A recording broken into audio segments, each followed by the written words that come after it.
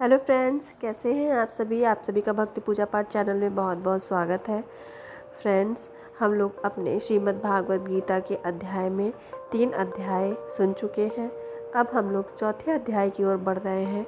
तो आइए सभी लोग चौथे अध्याय की कथा को सुने और सभी लोग प्रेम से बोले जय श्री हरि, और आप लोग कमेंट बॉक्स में जय श्री हरि अवश्य लिखें। श्री भगवान बोले, मैंने इस अविनाशी योग को सूर्य से कहा था।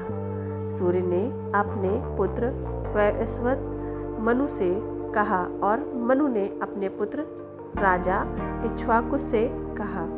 हे परंतप अर्जुन, इस प्रकार परंपरा से प्राप्त इस योग को राजर्षियों ने जाना, किंतु उसके बाद वह योग बहुत काल से इस पृथ्वी लोक में लुप्त प्राय हो गया। तो मेरा भक्त और प्रिय सखा है, इसलिए वही यह पुरातन योग आज मैंने तुमको कहा है, क्योंकि यह बड़ा ही उत्तम रहस्य है, अर्थात गुप्त रखने योग्य विषय है। अर्जुन बोले, आपका जन्म तो अर्वाचीन अभी हाल का है और सूर्य का जन्म बहुत पुराना है, अर्थात कल्प के आदि में हो चुका था। तब मैं इस बात को कैसे समझूं कि आप ही ने कल्प के आदि में सूर्य से यह योग कहा था। श्री भगवान बोले, हे परंतप अर्जुन, मेरे और तेरे बहुत से जन्म हो चुके हैं, उन सबको तू नहीं जानता, किंतु मैं जानता हूँ। मैं अजन्मा और अविनाशी स्वरूप होते हुए भी तथा समस्त प्राणियों का ईश्वर होते हुए भी अपनी प्रकृति को अधीन करके अपनी योग माया से प्रकट होता हूँ। हे भारत, जब जब धर्म की हानि और अधर्म की वृद्धि होती है, तब तब ही मैं अपने रूप को रचता हूँ, अर्थात साकार रूप से लोगों के सन्मुख प्रकट होता हूँ। साधु पुरुषों का उद्धार करने के लिए, पाप कर्म करने वालों का विनाश करने के लिए और धर्म की अच्छी तरह से स्थापना करने के लिए मैं युग युग में प्रकट हुआ करता हूँ। हे अर्जुन, मेरे जन्म और कर्म दिव्य अर्थात निर्मल और अलौकिक है। इस प्रकार जो मनुष्य तत्व से जान लेता है, वह शरीर को त्याग कर फिर जन्म को प्राप्त नहीं होता, किंतु मुझे ही प्राप्त होता है। पहले भी जिनके राग, भय और क्रोध सर्वथा नष्ट हो गए थे और जो मुझ में अनन्य प्रेम पूर्वक स्थित रहते थे, ऐसे मेरे आश्रित रहने वाले बहुत से भक्त उपयुक्त ज्ञान रूप तत्व से पवित्र होकर मेरे स्वरूप को प्राप्त हो चुके हैं। हे अर्जुन, जो भक्त मुझे जिस प्रकार भजते हैं, मैं भी उनको उस प्रकार भजता हूँ, क्योंकि सभी मनुष्य सब प्रकार से मेरे ही मार्ग का अनुसरण करते हैं। इस मनुष्य लोक में कर्मों के फल को चाहने वाले लोग देवताओं का पूजन किया करते हैं, क्योंकि उनको कर्मों से उत्पन्न होने वाली सिद्धि शीघ्र मिल जाती है। ब्राह्मण, क्षत्रिय, वैश्य और शूद्र, इन 4 वर्णों का समूह गुण और कर्मों के विभाग पूर्वक मेरे द्वारा रचा गया है। इस प्रकार उस सृष्टि रचनादि कर्म का कर्ता होने पर भी मुझ अविनाशी परमेश्वर को तू वास्तव में अकर्ता ही जान। कर्मों के फलों में मेरी स्पृहा नहीं है, इसलिए मुझे कर्म लिप्त नहीं करते। इस प्रकार जो मुझे तत्व से जान लेता है, वह भी कर्मों से नहीं बनता। पूर्व काल में मुमुक्षुओं ने भी इस प्रकार जानकर ही कर्म किए थे, इसलिए तू भी पूर्वजों द्वारा सदा से किए जाने वाले कर्म को ही कर। कर्म क्या है और अकर्म क्या है, इस प्रकार इसका निर्णय करने में बुद्धिमान पुरुष भी मोहित हो जाते हैं। इसलिए वह कर्म तत्व मैं तुझे भली भांति समझाकर कहूँगा, जिसे जानकर तू अशुभ से अर्थात कर्म बंधन से मुक्त हो जाएगा। कर्म का स्वरूप भी जानना चाहिए और अकर्म का स्वरूप भी जानना चाहिए तथा विकर्म का स्वरूप भी जानना चाहिए, क्योंकि कर्म की गति गहन है। जो मनुष्य कर्म में अकर्म देखता है, और जो अकर्म में कर्म देखता है वह मनुष्यों में बुद्धिमान है, और वह योगी समस्त कर्मों को करने वाला है, जिसके संपूर्ण शास्त्र सम्मत कर्म बिना कामना और संकल्प के होते हैं, तथा जिसके समस्त कर्म ज्ञान रूप अग्नि के द्वारा भस्म हो गए हैं, उस महापुरुष को ज्ञानी जन भी पंडित कहते हैं। जो पुरुष समस्त कर्मों में और उनके फल में आसक्ति का सर्वथा त्याग करके संसार के आश्रय से रहित हो गया है और परमात्मा में नित्य तृप्त है, वह कर्मों में भली भांति बरतता हुआ भी वास्तव में कुछ भी नहीं करता।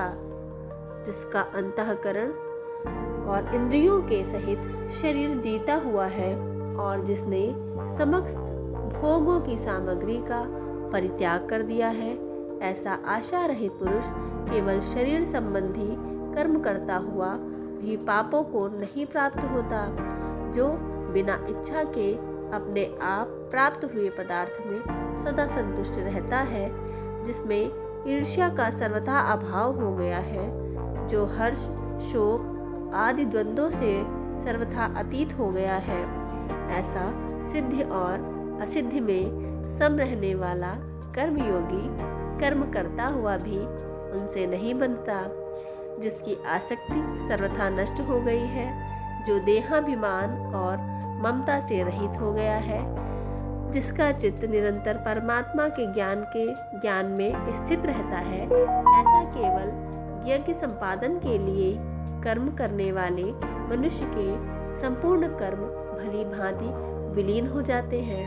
जिस यज्ञ में अर्पण अर्थात स्त्रुवा आदि भी ब्रह्मा है, और हवन किए जाने योग्य द्रव्य भी ब्रह्मा है, तथा ब्रह्मरूप कर्ता के द्वारा ब्रह्मरूप अग्नि में आहुति देना रूप क्रिया भी ब्रह्म है। उस ब्रह्म कर्म में स्थित रहने वाले योगी द्वारा प्राप्त किए जाने योग्य फल भी ब्रह्मा ही है। दूसरे योगी जन देवताओं के पूजन रूप यज्ञ का ही भली भांति अनुष्ठान किया करते हैं, और अन्य योगी जन पर ब्रह्मा परमात्मा रूप अग्नि में अभेद दर्शन रूप यज्ञ के द्वारा ही आत्म रूप यज्ञ का हवन किया करते हैं। अन्य योगी जन गोत्र श्रोत आदि समस्त इंद्रियों को संयम रूप अग्नियों में हवन किया करते हैं, और दूसरे योगी लोग शब्दादि समस्त विषयों को इंद्रिय रूप अग्नियों में हवन किया करते हैं। दूसरे योगी जन इंद्रियों की संपूर्ण क्रियाओं को और प्राणों की समस्त क्रियाओं को ज्ञान से प्रकाशित आत्म संयम योग रूप अग्नि में हवन किया करते हैं। कई पुरुष द्रव्य संबंधी यज्ञ करने वाले हैं, कितने ही तपस्या रूप यज्ञ करने वाले हैं, तथा दूसरे कितने ही योग रूप यज्ञ करने वाले हैं।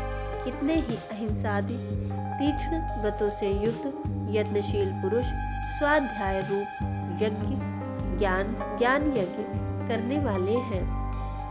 दूसरे कितने ही योगी जन अपान वायु में प्राण वायु को हवन करते हैं।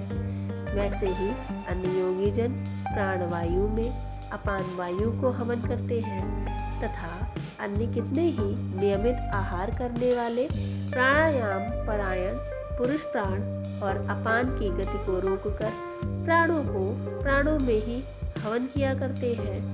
ये सभी साधक यज्ञों द्वारा पापों का नाश कर देने वाले और यज्ञों को जानने वाले हैं।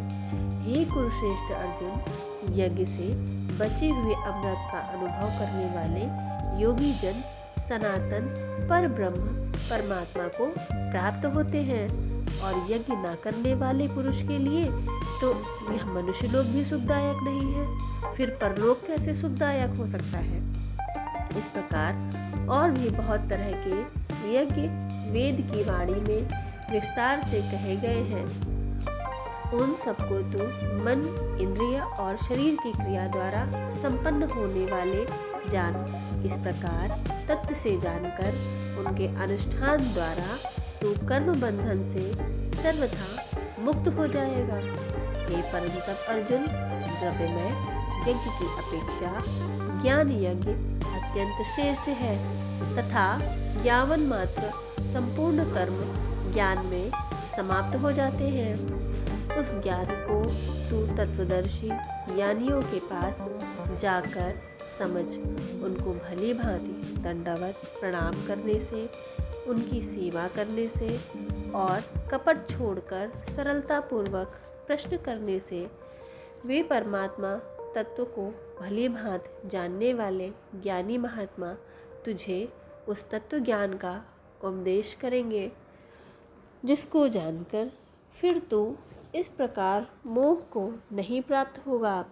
तथा हे अर्जुन, जिस ज्ञान के द्वारा तू संपूर्ण भूतों को निशेष भाव से पहले अपने में और पीछे मुझ सच्चिदानंद घन परमात्मा में देखेगा, यदि तू अन्य सब पापियों से भी अधिक पाप करने वाला है तो भी तू ज्ञान रूप नौका द्वारा निसंदेह संपूर्ण पाप समुद्र से भली भांति तर जाएगा।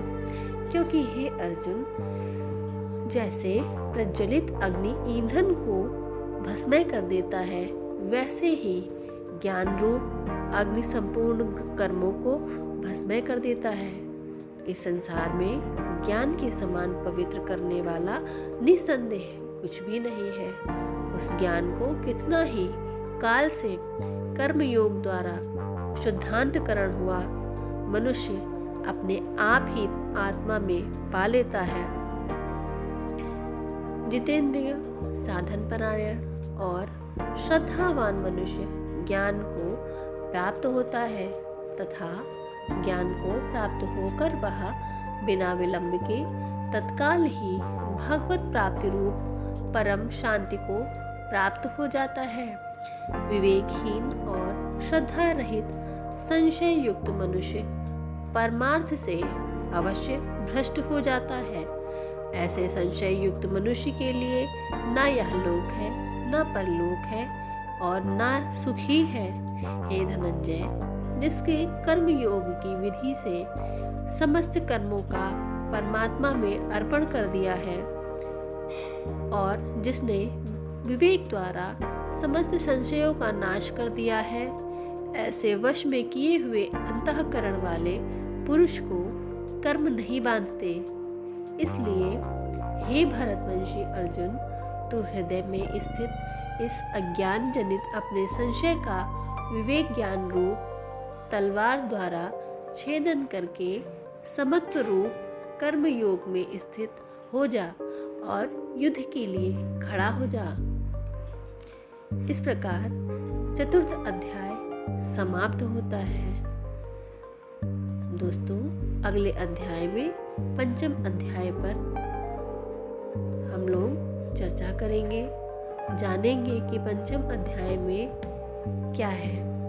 आप सब लोग को अपने सारे अध्याय सुनने के लिए बेल बटन को प्रेस करना पड़ेगा, चैनल को लाइक सब्सक्राइब करना पड़ेगा और बेल बटन प्रेस करने से आपको सारे अध्याय मिलते रहेंगे। इसी के साथ में आप सभी का बहुत बहुत धन्यवाद।